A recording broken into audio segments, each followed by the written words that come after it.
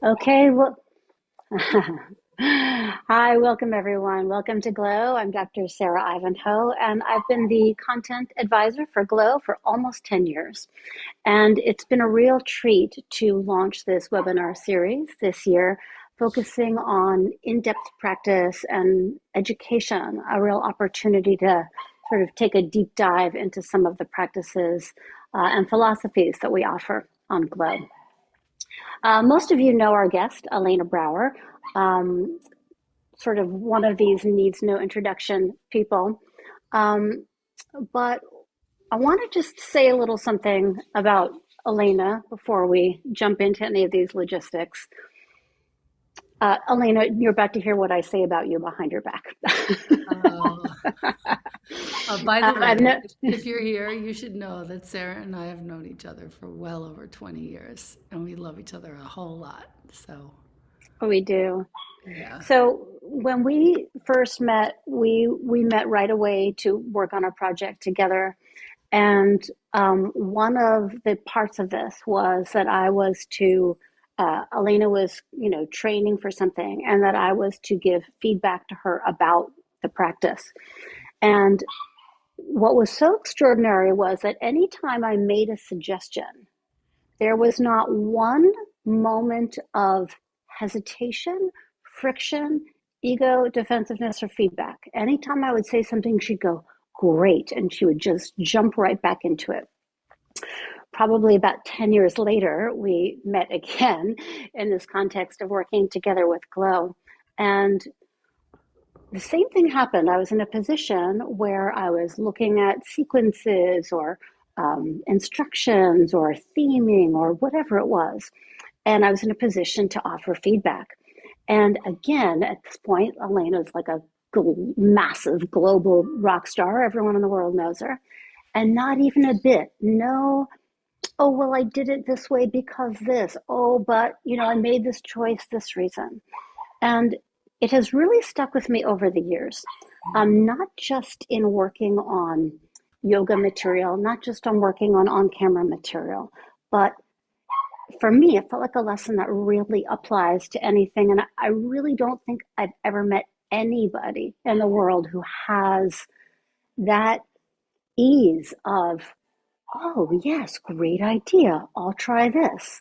Um, and it's been an inspiration to me for positions anytime I'm in a position to receive feedback and I find myself maybe getting defensive or like, but this, what do you think? And I remember how you show up in these moments. And it is a real sign of walking your talk, of living your practice. So I just have been so excited to share that. Before I kick this over to Elena, I want to just go through a few logistics for all of you that are joining us. I'm going to, now that I've gushed over my friend, I'm going to kick this over to Elena, and she's going to speak to us for about 45 minutes, some lecture, some practice, and can't wait to dive in. Um, what we want to do is we want to have you all chime in with questions. And we don't want you to wait to chime in with questions. We want them to happen right away. So the hand raise is turned off. The reactions are turned off so that Elena can stay focused on the material, but the chat is live and the chat is going to be going the whole time. If you have thoughts, questions, comments, please chime in at any moment. I'm going to be looking at the chat. I've got my friend Lindsay's going to be helping me looking at the chat. And once Elena is complete, then we will have time to go over some of those questions and do a back and forth. Let's see, did I keep, I think I hit everything. Um, thank you all so much for joining us. Please welcome Elena Brower.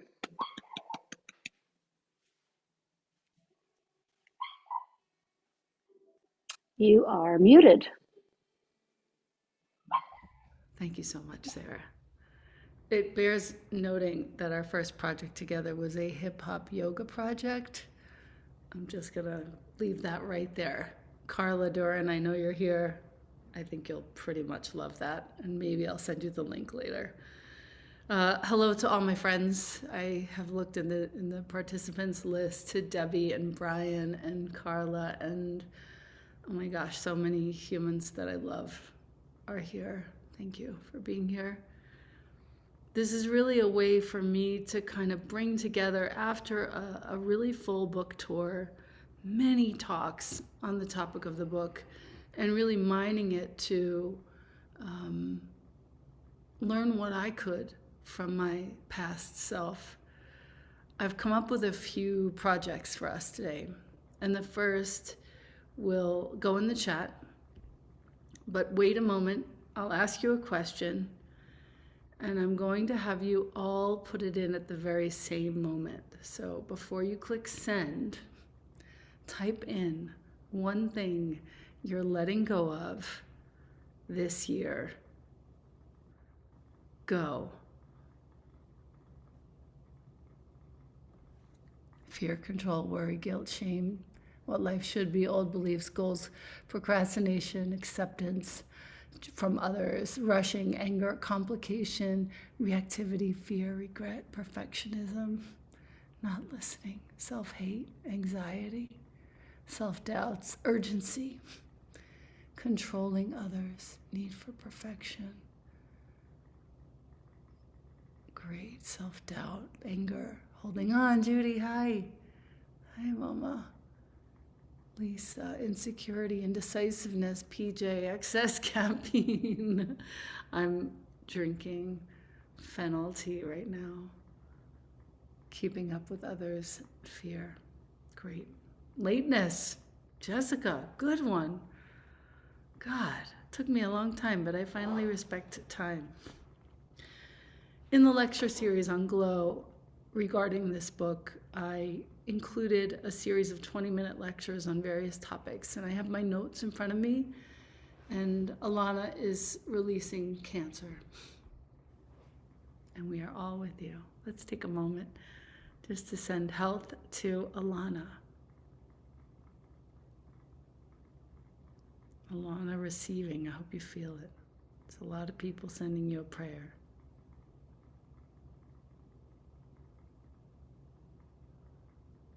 Beautiful. Thank you. We spend a good deal of time and energy, all of us, trying to avoid things that are uncomfortable and making things more convenient for ourselves. Sort of placing ourselves first, our thoughts first, our opinion first, and some version of myself way back when, in the stories that Sarah was sharing, knew this. I don't know how. And I'm not patting myself on the back, but I'm proud of that story because I didn't know it. And hearing it, I realized that I've always been on this path. I didn't realize it. In a way, this extra making things more easy, making things more convenient, in a way, is avoiding direct contact with our lives. And one of the really seminal teachings of Zen that I love and appreciate so much is this idea of making direct contact with my life. And not running away, and not numbing my body or my mind. Not avoiding things, but really carefully choosing what it is that I am including. It's the epitome of this title, Hold Nothing. And I want to invite you to take a few moments to write, whether you're writing in the book or into your notebook. What does direct contact with your life mean to you right now? And what in your life have you been avoiding making direct contact with? Just take about a minute to write on that. And you can feel free, very free, to put it in the chat if that feels comfortable to you.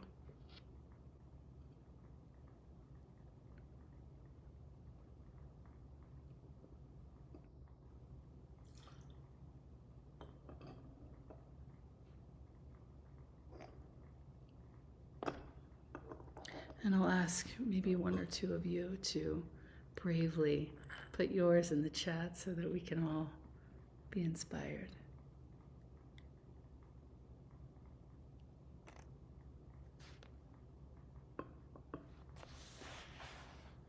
Avoiding, yes, direct contact with relationships, avoiding my power, avoiding trying not to feel what I'm feeling. Yeah, I spent a lot of years smoking a lot of weed to avoid feeling what I'm feeling. And the truth is, it turns out that what I'm feeling is so human and so sweet and so earnest. And I can see myself now from the perspective of a grandmother or, someone who really loves me. I can see that now. And I have very little fear. And a lot of really cool practices, some of which we'll share tonight. Claire is avoiding a very difficult relationship with her sister. Yep, harm extends to your mother. Yep. Trinity, avoiding your past, thinking about it, letting people learn about it, trying to accept it. Not proud of it, but it's okay. And you know what, dude? Trinity, it's not, proud is an extra decoration. Like, it is what it is. I mean, there's plenty I'm not proud of. But for me to add that into the equation puts a little bit of a veil between me and the experience of full acceptance. Does that make sense? I hope it does. Christine, letting go of the overwhelm, enjoying the precious moments, very, very good. And Lexi, finishing your story is very important and it's very healing. And I can tell you from firsthand experience that when my publisher, if you're reading the book, you know this, said, yeah, the first draft is not actually the book we're looking for. We need something totally different. And I had to start telling the story of my own experience. And that was very daunting and very scary. And also, you know what? It turned out to be the most important thing that I did in this book.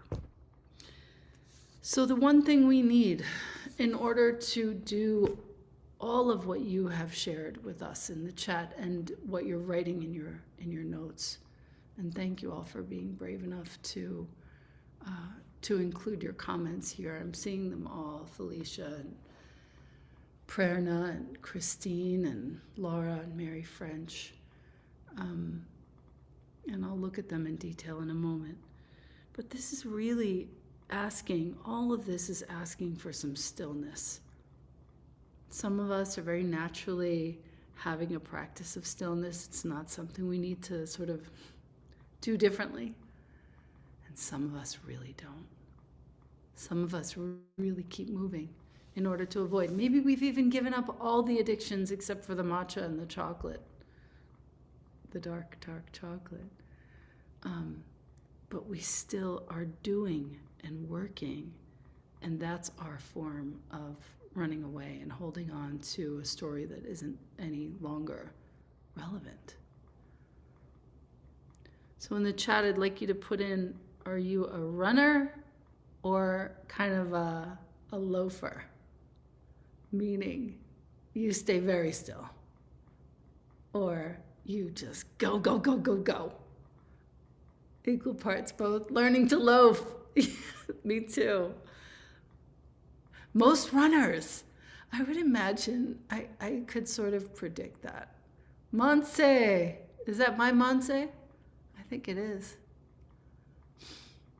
Yeah, running like the wind. Aspiring loafer. Sourdough loaf, Natalia. I'm a little jealous. Natalie Sprite flipping between both. Alvaro. Hermanito. Que bueno. Loafer envy. Me too. All right, wonderful. All right, so let's get into this a little bit.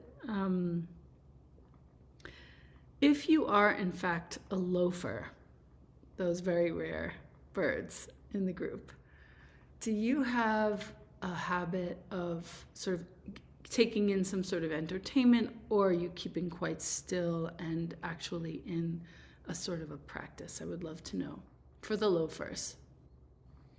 And Brian is wishing he could run. Thank you. Brian's featured in the book. Really nice to have you here. Love the stillness, Claire G. Yeah, I'm curious. I'm just curious because I'm after being a loafer with no devices, no entertainment whatsoever. That's my commitment to myself for this year. Um, a bit of a freeze effect. Melanie Lean. Bonsoir. It's late there, huh? Balancing between the two. Loafing to avoid. Yeah, Lorna. All right, so let's write ourselves a little letter. Our January self writing to our December self. For the runners, we're learning how to be still with maybe a book. I finally have a couple of books sitting on the couch. I'm really proud of myself, and I actually lay down on the couch and read a book. I'm not doing like Netflix or anything like that, although I have been watching the Taylor Swift 6 episodes. I can own that, only because I need to take some notes. She's a real bodhisattva. But reading a whole book in my hands, so delightful. Sitting still and just looking at the ceiling or looking out the window. That's my work. From my January self to my December self. Hey, have you done this? Are you on top of it? Maybe you'll check this letter in June. Write a few sentences. By entertainment, Rhonda, I mean, like shows, binging along series, something like that. I don't have an actual problem with that. I have a problem with that if you're just doing it to escape something else. Cool. And reading an entire book, it doesn't happen all at once. I'm in the middle of like 5 or 6 books right now. Renee, I keep one in different places. I have one on the couch, 2 on the couch, if I'm honest. I have one in my little office, the bookshelf. I have one in the bedroom, one that I'm reading for my next podcast. And I just read little bits at a time. And it's not dissimilar, I'll say, to writing. Maybe you're still writing now, in which case you can tune me out.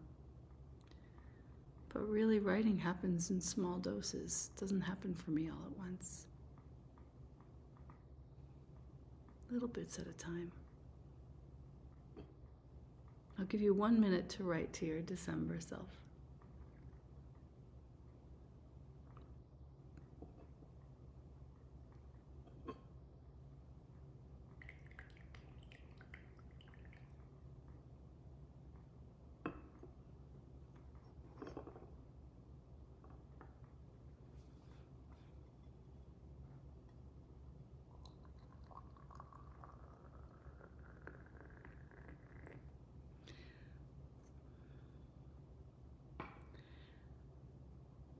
I spoke in my very first lecture, the Hold Nothing lecture on Glow. If you haven't seen them, it's worth seeing. I spent some time planning and dealing for those. And I have a note from he's the abbot of a Zen center in Tallahassee, Florida, as it happens. Meditation, I think, is an important topic to touch on, since we're talking about stillness and how very beneficial it is for all of us. It doesn't mean no mental activity. It's a way of saying that all of our thoughts and feelings are kind of mediated by self-interest, self-reference. When I think about Sarah's impressions of me when she gave me feedback, I love getting feedback. I know nothing. I'm going to take it, and I'm going to incorporate it, still true to this day. That lack of self-referentiality, it doesn't actually live in every part of my life, and I'm working on it in every part of my life, including my parenting, including my partnership. Because just like everybody else, I can be a jerk at times. But to sit and practice stillness and kind of drop all the thoughts as they come. They're not bad.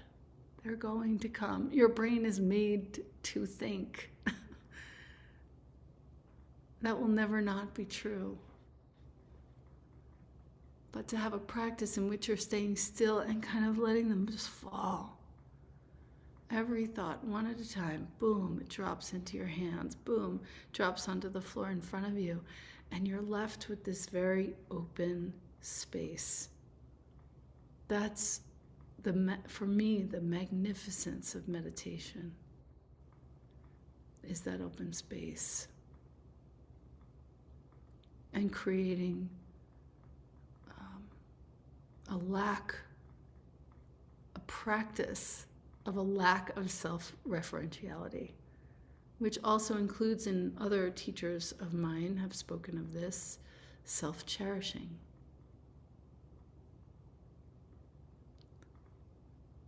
Self-absorption.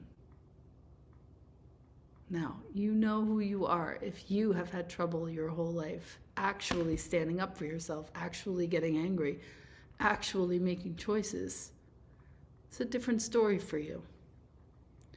I'm referencing those of us who have spent a lot of time worrying about our own sort of welfare, well-being, and starting to sort of open up the umbrella and allow that umbrella to encompass a lot more than just ourselves. Some of us are really good at that. Some of us really are not.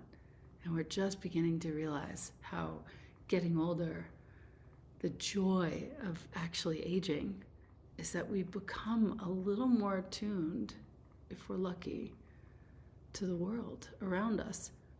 Yes, sometimes that can be very painful, like right around now. And it can also be really joyful, because it's not just about me. It's about all of us. It's about all of us benefiting every time you practice stillness, asana, anything. It's about you benefiting anytime I practice. How cool is that?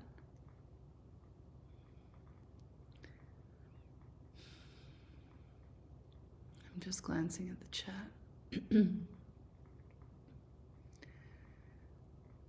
It's funny that you, I've read your comment, Laura, too, and Trinity is asking if I think that writing and reading in a second language has an impact on stillness. It's so funny that you asked that, because my 2026, I'm reading 2 books.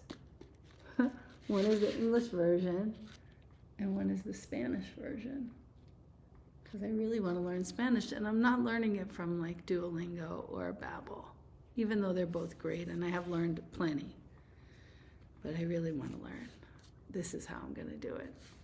And I do find, to answer your question, Trinity, that I have much less self-referentiality when I'm trying to manage in 2 languages at the same time.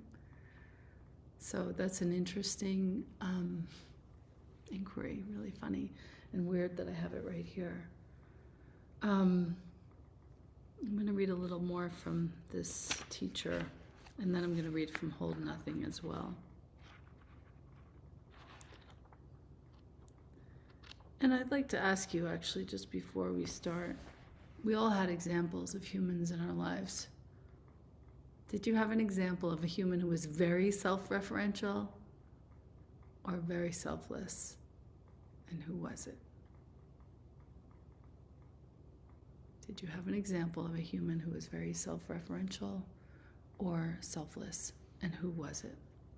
If you care to share.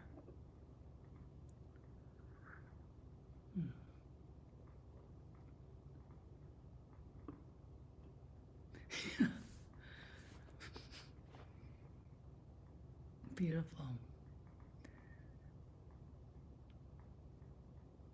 Isn't it nice to have the selfless versions, and then to Mary has the opposite too as a reference point? Very good. All right, before I read, we're going to just give thanks to the people who are selfless and who showed us an example. We're going to forgive the people who were very self-referential, probably some thread of mental illness. And we're going to commit to, within ourselves, practicing what is called no mind or no self. It's not to say that you're ignoring your needs or not standing up for yourself. It's really to say, yeah, how can I include more of the picture in this consideration? What does it mean if I do this for my partner? What does it mean if I ask this? How is the impact going to land in a few weeks if I do this? And to really bring kindness and care and consistency into all the spaces in which you move.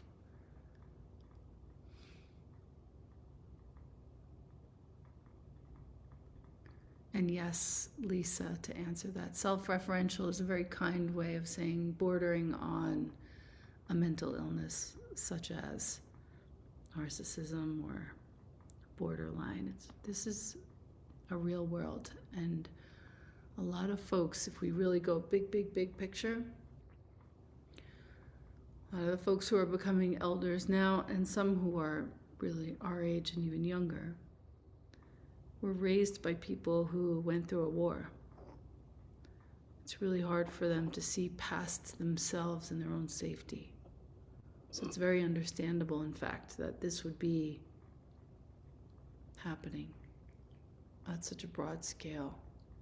So a lot of forgiveness, a lot of spaciousness is necessary if we are to, live a quiet, happy life of forgiveness and ease, and not really try and change these folks, because they're not changeable unless they want to change themselves. Self-referentiality, it is so ubiquitous, we have to choose it.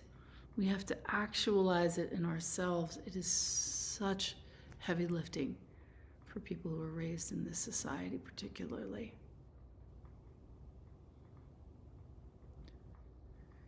Yeah, ending the generational trauma. Yep. And a lot of us have relations who,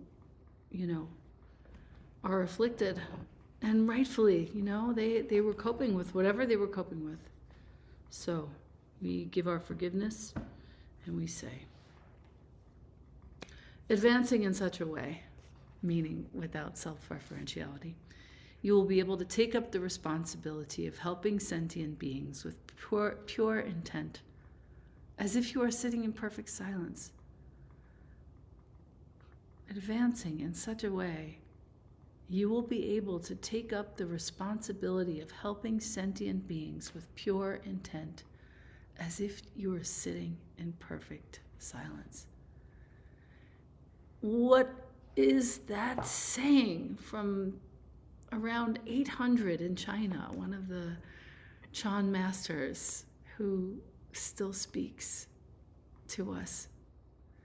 What it's saying is, at some point, you'll be so free of all this self-cherishing that you will be able to serve in ways that feel like no effort is being made, even when there is a pretty gargantuan effort happening.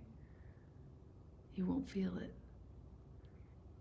because you're just doing what needs to be done. You're mounting an appropriate response.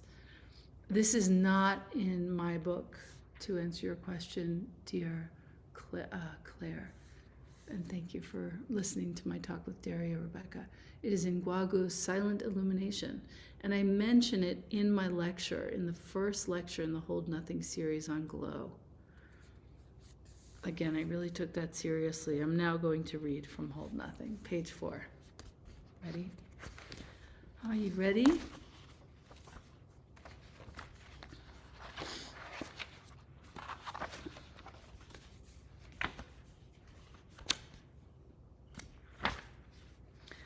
The topography, actually I'll start before that.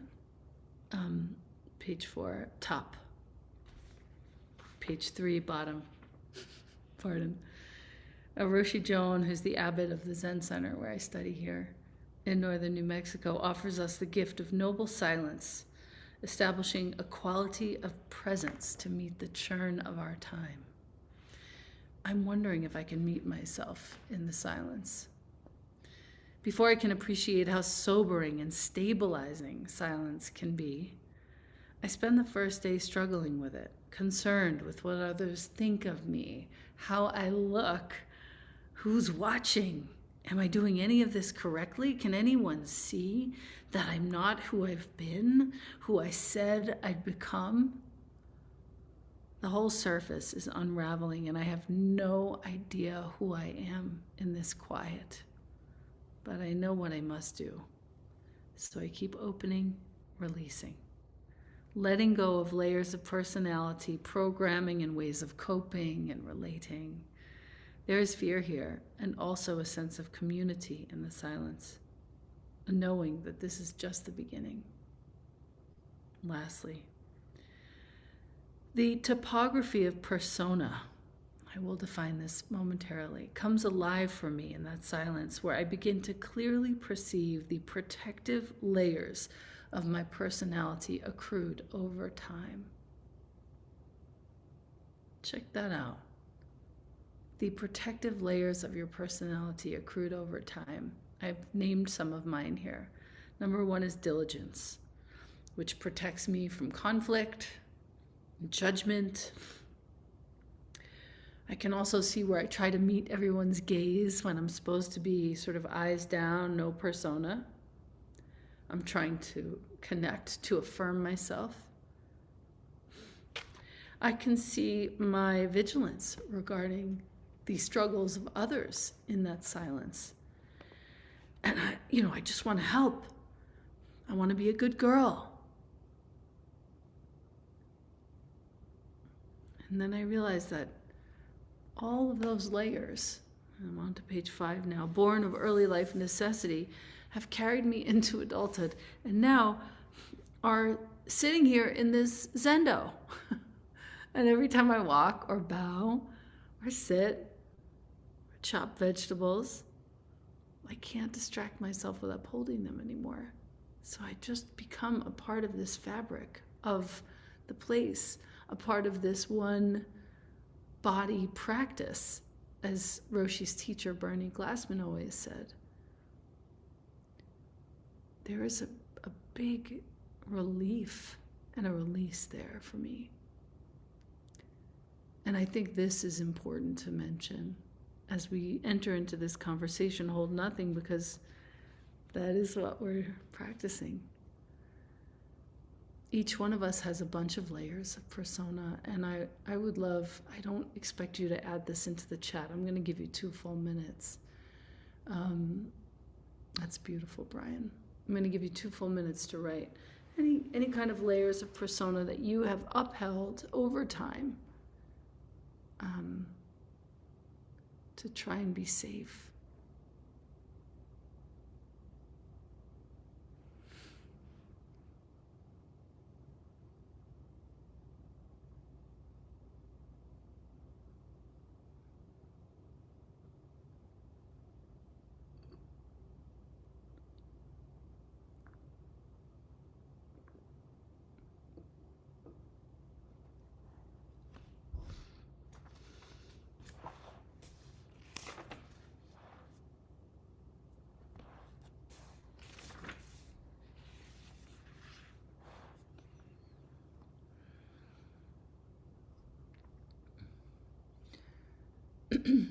Wonderful. Those of you who are adding it into the chat, I appreciate you very much. Brian, your comment is not being overlooked. It's beautiful. Rebecca, the peacemaker. Michael, the listener. Claire, the woman who says yes to everything. My gosh. Emma, the best helper. Judy, being a wife, a good girl, the peacemaker. Yeah. As you write these things down, we can start to really determine the cost of these layers. Obedience. Yeah. Alana, that was also my mom. Yeah. It's very interesting how that weaves itself into a lot of my friends who have had cancer and healed it, but that notice that, they don't have to always be okay. We don't have to always be okay. Always trying to be exceptional for my parents, Trinity, totally. Being kind and in line at all costs, the one who accomplishes, controlling ourselves. When we get into sort of food things and addictions, don't rock the boat, the one who's always happy and optimistic. Thank you all for putting this in. This is important work. To see these layers and to sort of just there's no judgment, no other problem here. Just to see them and start to sit with them so that you can start to shed the manifestations of them. Hyper independent, the responsible one. And it was my teacher, Manshin, Nanette Overly, who said this a long time ago in one of her talks. I never forgot it. Guys, it's our responsibility to illuminate and shed these personas before it's too late, before it becomes a disease or some other manifestation that we don't want. Now, if it has become a manifestation that we don't want, many of us have been through chronic illness as a result of these very layers of persona. What can we do from this point forward to spend more time in stillness, to illuminate and shed these layers?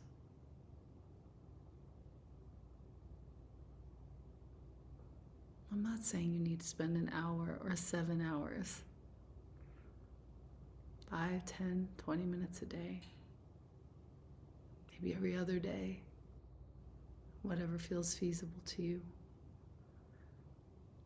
But that meditation is not some state where you have no thoughts whatsoever. It's actually a practice of illuminating and shedding.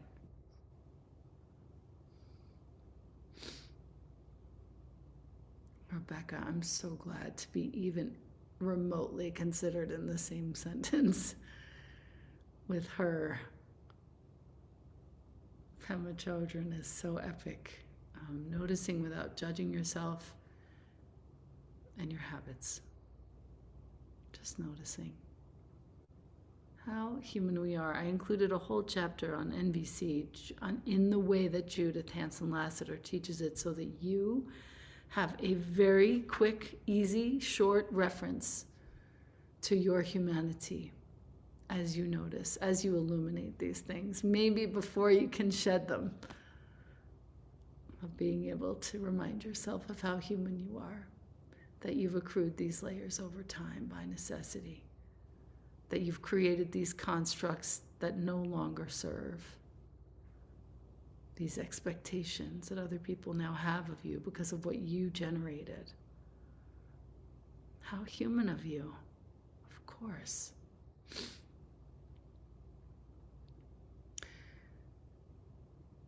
It's a great question Brian is asking here. Why is it that most personas are in a negative sense that we have to shed? I'm really just trying to reference the things, Brian, that we can release in order to be holding less. There are many positive things I could name about you, my friend, about myself, becoming my really very close friend here. And you can also keep those close. And as a matter of fact, let's make that our next prompt. Let's talk about the layers that are really working. I'm an attentive partner. I'm a really great student. And my studentship is why you're here. I love studying. I love creating great work for you, great classes. I'm a great mom. I rocked that. Wow. There were a few points along the way where I was like, oh boy, I don't know if I'm doing this right at all. But it turns out great. So let's hear the good ones. And we are all a channel of goodness, Sarah G. And we are all learning to sit and listen and not try and fix. There's a lot of that in this book. Oh, Mary is also a great mom, and Judy is calling me an epic storyteller and wisdom carrier. Angie is happy and optimistic. Jessica's creating beauty. Lexi is a good human. Anissa, a lifelong learner. Exquisite commitment to growth and expansion. Alana pays attention. You're a great mom. Taner, a great holder of community. I hope I'm saying your name correctly. Mary is a survivor. PJ is super adaptable. And Trinity would like to know how we find the fine line where something great can turn into something that now needs to be eliminated. This is why I sit. I sit because I can't get this from a therapist, even though I've been in therapy a very long time. There are certain things I can only get from my own being. That's why I sit. Look at this chat, guys. Look at all these wonderful layers. Debbie's a great grandma. Alicia's a good listener. Natalia's a really good daughter and caregiver. Renee's a great dog mom. Oh, Jackie, thank you. You're a good mom. You're probably a great mom, is what I'm going to guess. And, go ahead and ask your kid, how am I doing?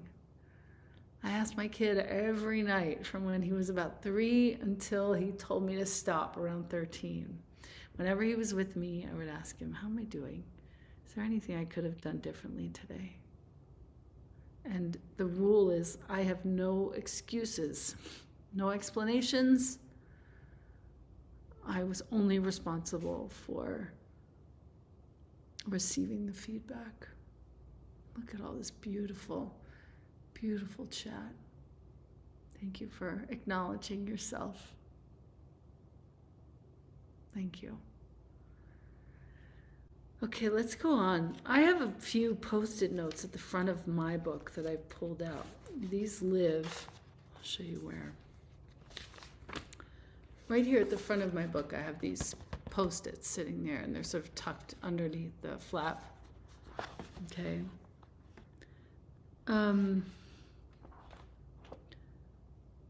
Wow, that's so beautiful. I forget that I wrote that. I'm becoming a person who lays in the sun of the morning like a dog. I'm a friend who shuts up and listens without instantly giving advice. I'm a partner who apologizes instantly rather than giving him the silent treatment because I'm embarrassed at what I've just said. I'm a mom who is okay to press the red button first. It's so hard for me. When you're talking to your person, it could be your kid, it could be your best friend, it could be anybody, where it's really hard to press the hang up. I wrote this, I don't even know when or where. No name, no face, stronger, softer, whispering to trees, all the other people I've been, each one a petal, unbecoming to become a daughter of Mother Earth. May we all know what it is to come to the essence of ourselves. Wow. I don't know when I wrote that. The ones I really wanted to read to you. I trust myself. I'm saying write this down, and then we'll go on. I trust myself. I don't need to explain. I don't need a plan. I follow creative impulse. I release patterns of grasping. I am steady and free. No self remaining. I'll read that again. I trust myself. I don't need to explain. I don't need a plan. I follow creative impulse. I release patterns of grasping. I am steady and free. No self remaining.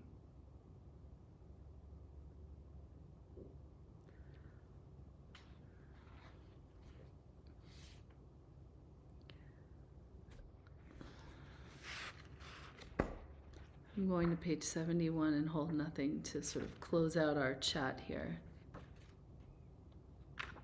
It's amazing how fast time flies.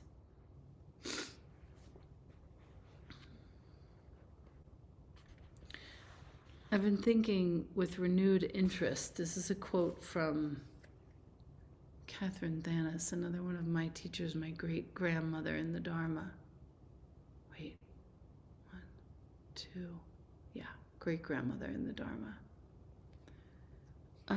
I've been thinking with renewed interest how difficult it is to see or hear clearly, speaking of making direct contact with our lives. Settling the mind allows us to see things as they really are, relatively free of emotional or intellectual biases. Clear seeing may not happen the first time we sit, but maybe it will. Our chances increase with repeated sitting and continuous efforts to calm the mind. The question becomes, what is seeing clearly?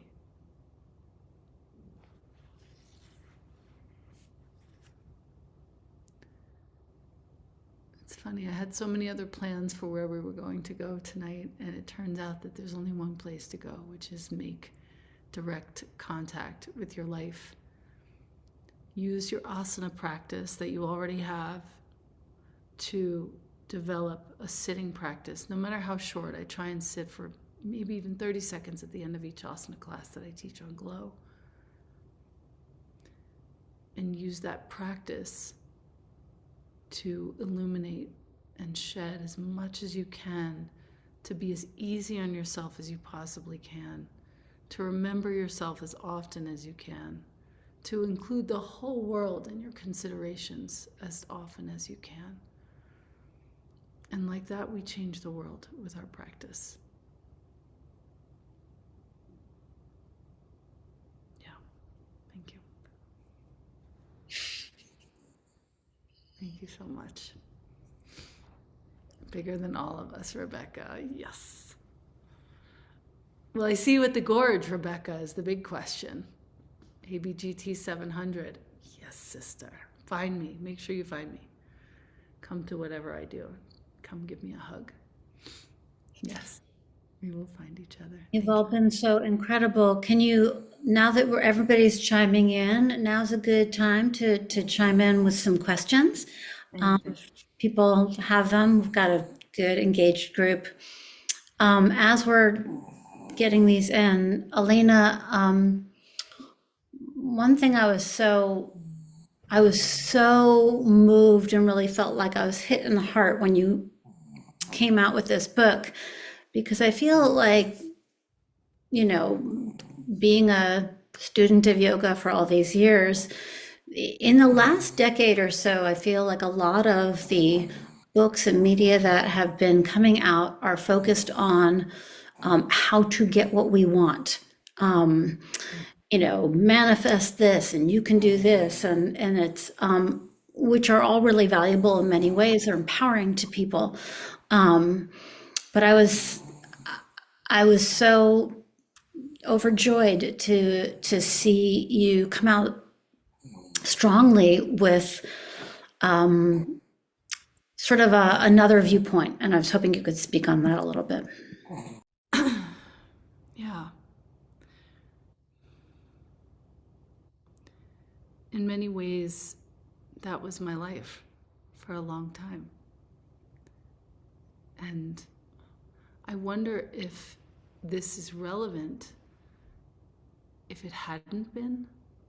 And I see lots of humans in my practice field that, you know, never had as a priority building a business or several or succeeding, you know, in the way that I was so obsessed with doing for a long time. Not in a necessarily egoic way, but it was definitely a consideration for me. I wanted to achieve things. I have always been trying to prove to my mom, now long gone, 10 years, to my grandmother, who would always call and be like, do you have enough money? You know, and how come you never call? And I just always wanted to do really well. And I see those are some of the layers that I have worked through, and I think I'll always be working through them. That said, I think this whole sort of manifesting pandemic, as it were, needs to be verified. I really appreciate this question, Sarah, because I don't know what the future holds, but I do know that my time as a hospice volunteer and writing a 50-page paper on the 3 heart minds of Zen as they pertain to the 3 placements that I've been in for 2 years, I don't think anything has given me more joy than these things, these activities, and sitting still for weeks on end. I feel so much joy in those spaces. Again, I wonder if it's because I've already done those things and now I can sort of like know what that's about and know how deleterious that can be and how draining that can be, or if it was always the right thing and I just delayed my experience of it. I wonder.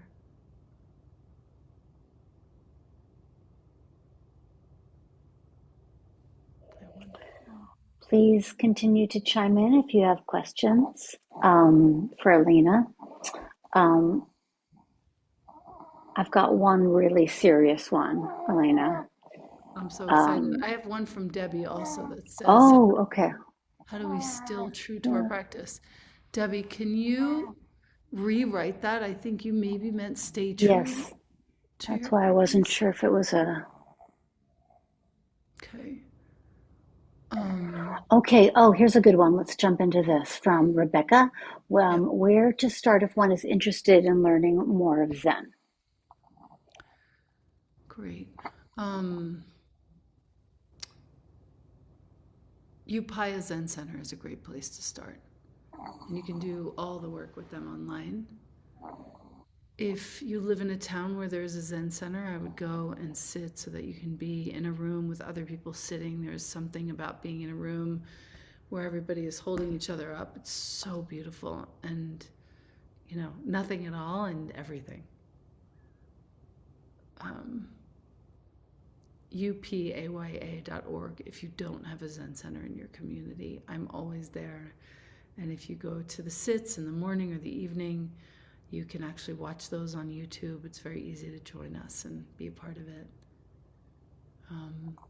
While we're there, do you want to tell them what upaya means?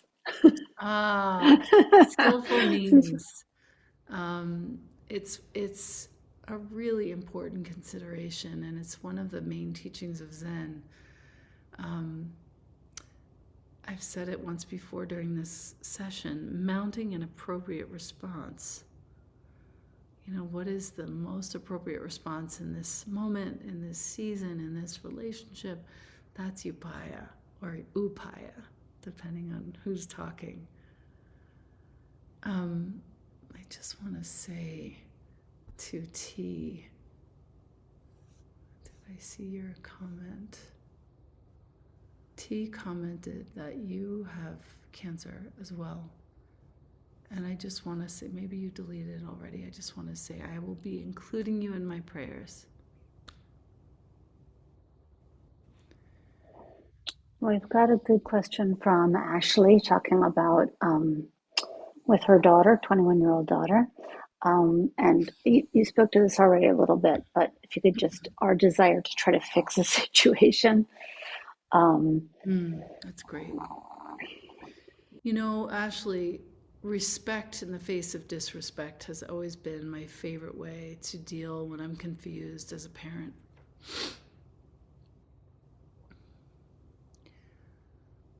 You have a kid who's just coming to know herself now, how human of her. You can just say, you know what? You can own all of it. I have tried for so long to fix and solve and sort of save you from having your experience. And what I'm learning is I can't save myself from my experience, and I certainly can't save you. So my commitment to you going forward, maybe make some notes, Ashley. My commitment to you going forward, dear daughter, is to offer my presence without trying to fix anything. No judgments, no fixing. And that person, you will say that to that person, and that person will be like, what? Wait, what? Suddenly you will be on equal footing, and it's time for that. I'm curious to hear how it goes. Here's one from Gab, Elena.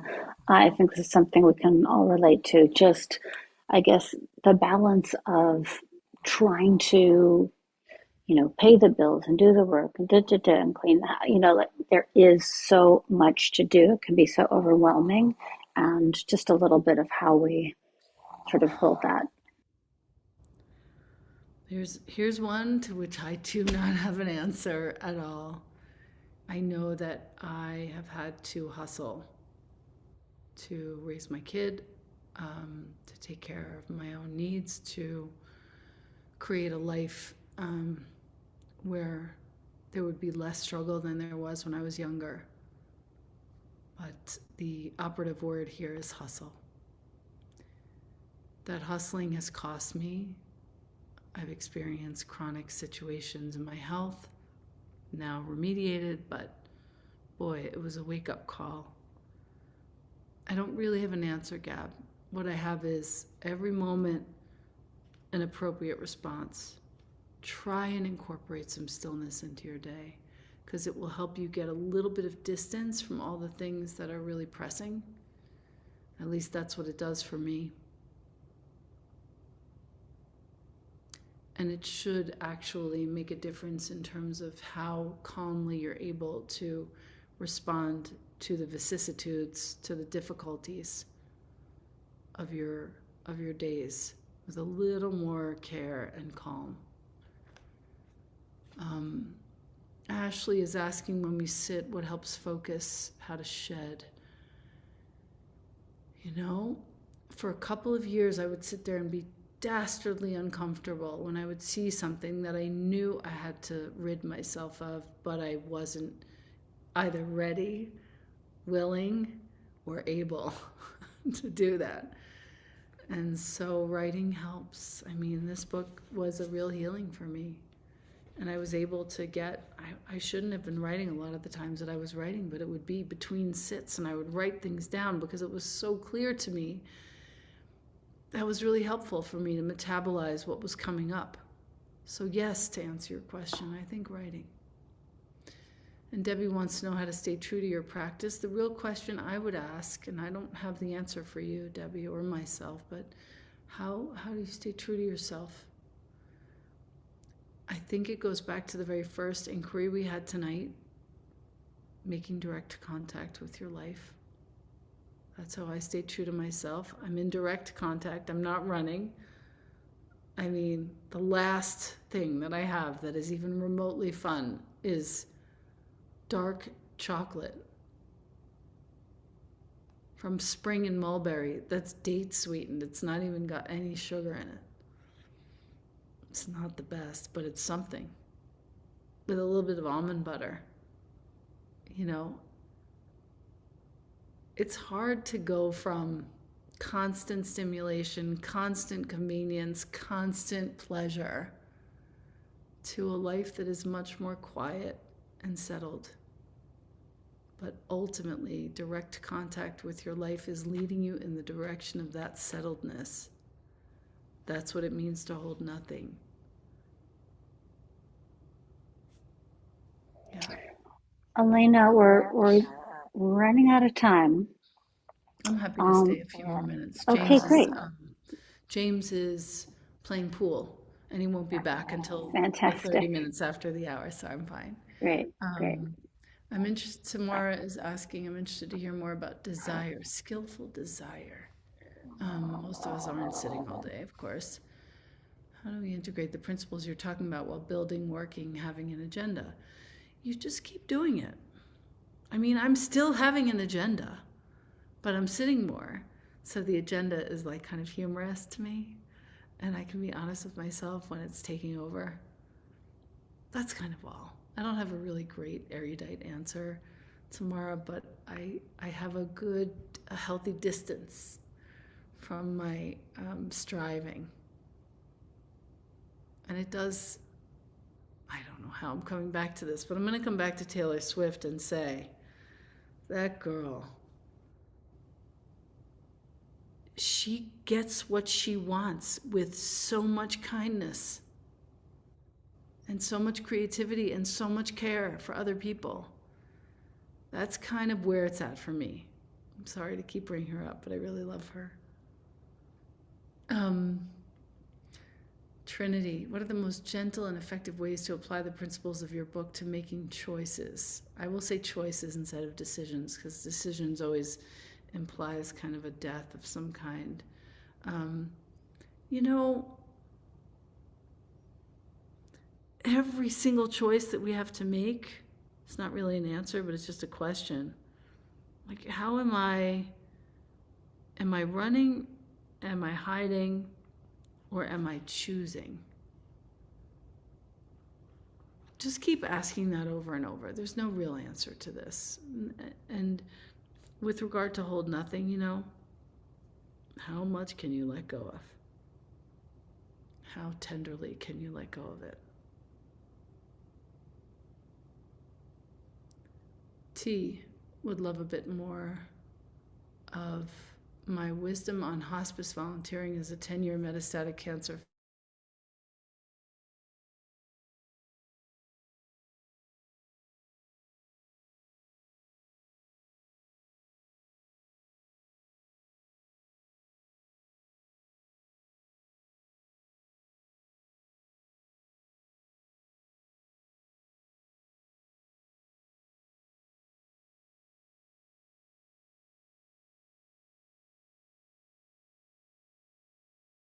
There's no time in there. There's no time in there when I'm there, and I find, gosh, a kind of liminal love in there.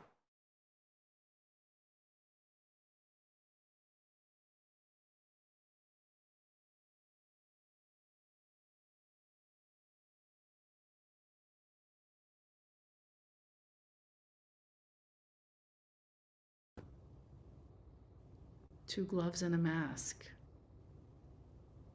a grown person with a Foley. And it's such an honor to be doing that for someone and to be reassuring them we're almost done. I'm sorry the wipes are so cold. We're almost done. And to be offering my hands with dignity to this person's body. And then to come home and people say, how do you go home after that? How do you eat dinner after that? And to come home after that and eat dinner is just nothing but a gift. Like, I have another day, another meal that I can cook for myself. It's all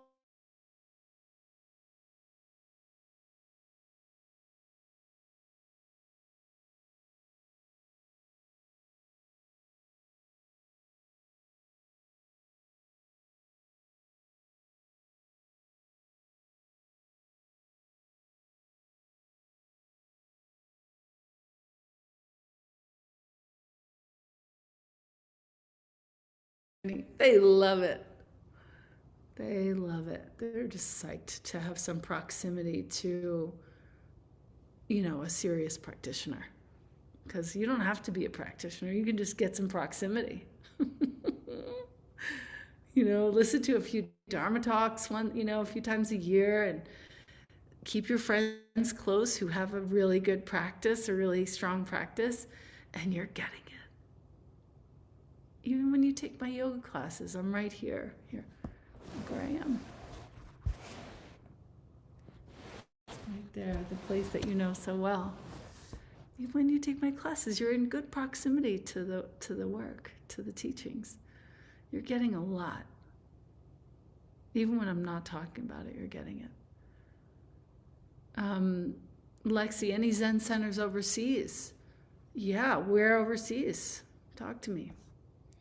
Melanie, merci à vous. Grand merci.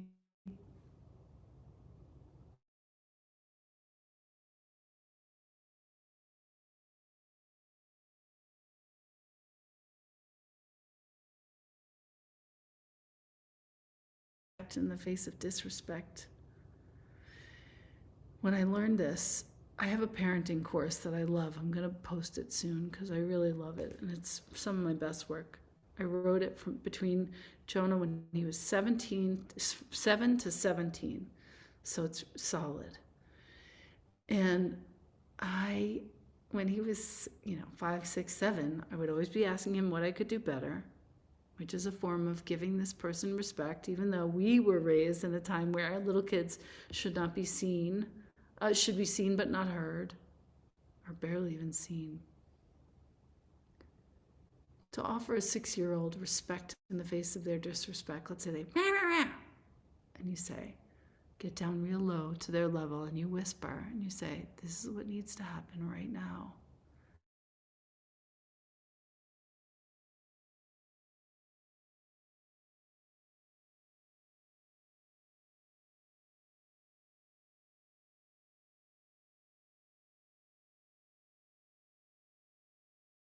Get it. My kid is unbelievable now at 19.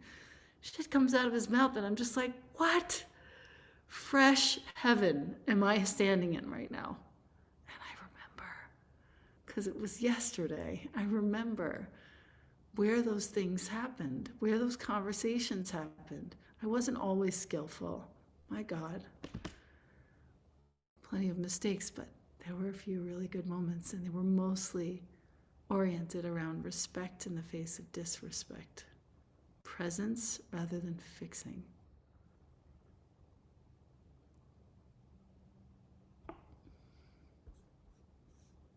Laurel's on my Taylor team. Thank you.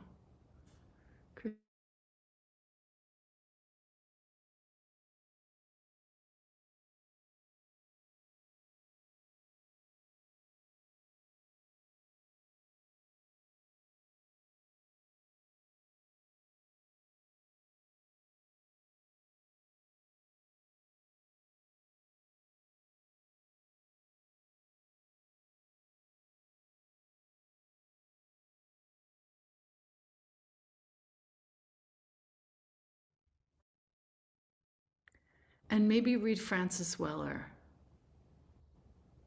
That's good stuff on grief. And also, there's another gal who came to our chaplaincy training. Her name is Mary. See if I can find her name. She wrote a book called Your Brain on Grief, I think. Mary Grief.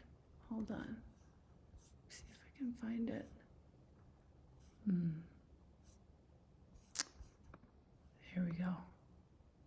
I'm finding it right now. 1 second. The Grieving Brain is the name of the book. Mary Frances O'Connor, PhD. Wow. Computers are amazing. That's a great book. It really shows you what kind of synaptic activity is happening when you're in grief, and it's actually very precious and beautiful and very direct indeed. All right, let's pick a couple more questions. Any insights on how to stay aware of the news? You might not like this, Jessica. And I'm sorry if this offends. I truly am. I know precious little about the news. I don't believe, this is just my opinion, not the opinion of Glow, I don't believe that my being 100% informed is actually of benefit. What's of benefit is when I get in the car, I hear that somebody's coming in for medically assisted death, and I get in the car and just go.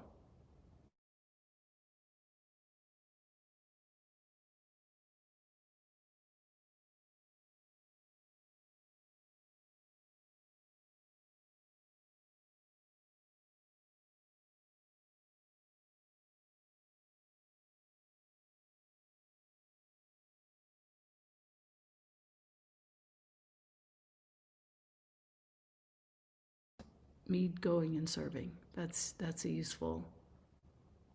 a really nurturing way for me to spend my time.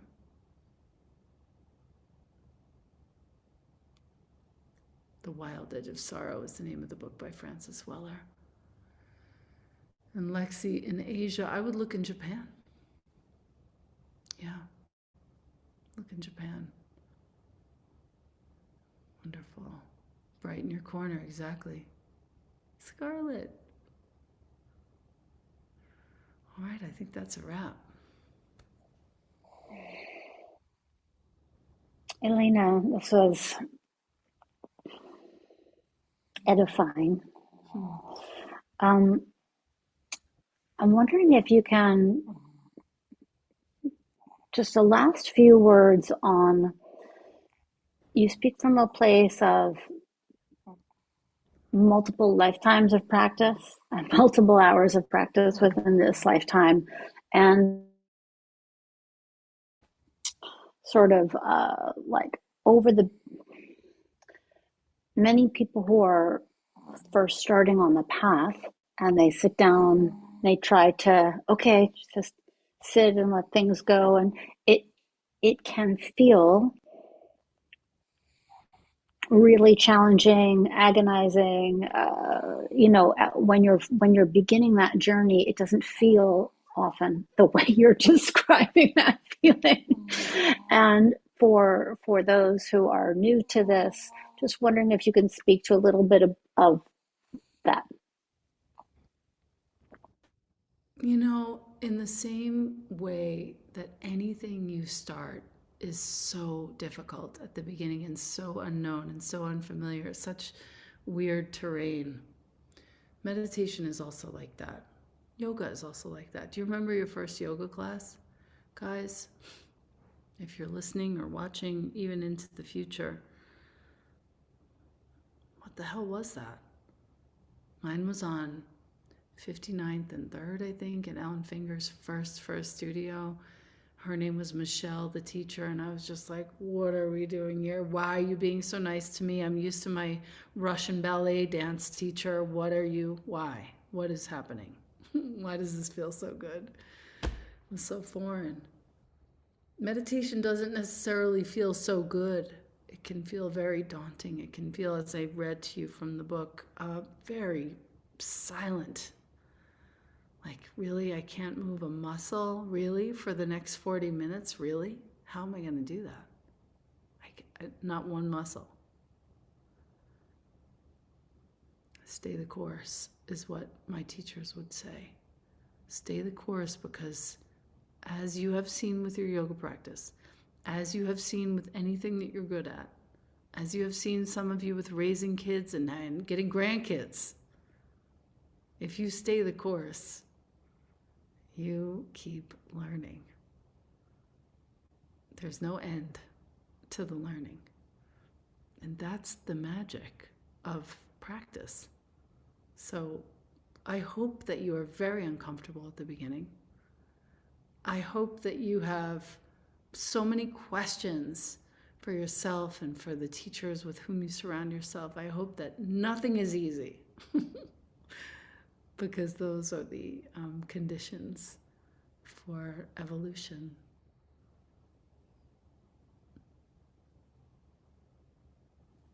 Beautiful. Yeah. Thank you.